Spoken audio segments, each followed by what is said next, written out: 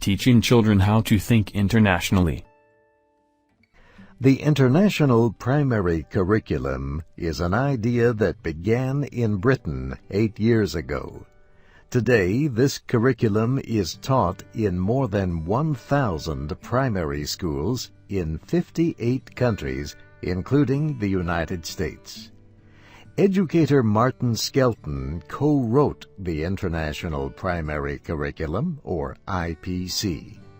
He says for children to learn and succeed, they need a program that permits them to learn individually. Our view is the teachers should really be thinking about their kids in their class and why they're not learning, and trying to work out what they're going to be doing tomorrow to help individual kids learn much better.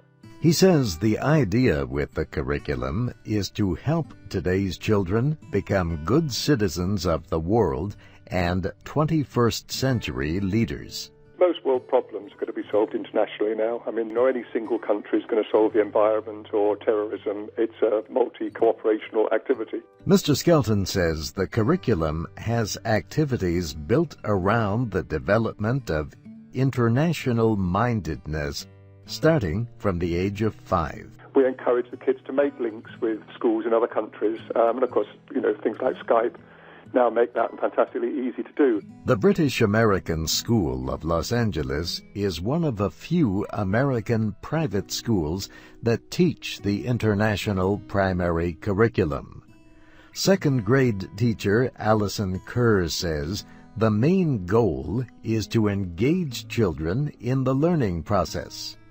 This term, for example, her class is learning about people important in history. I got the children to come in secret and dress up with subtle clues of a famous person.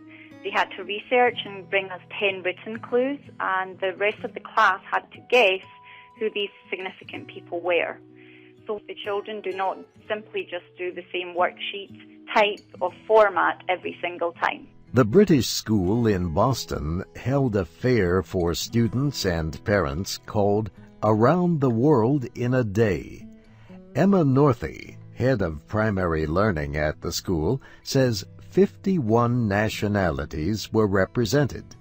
She described one activity designed to teach about similarities between different cultures. Children were each given a passport, and they basically knew that they were going around the world in a day.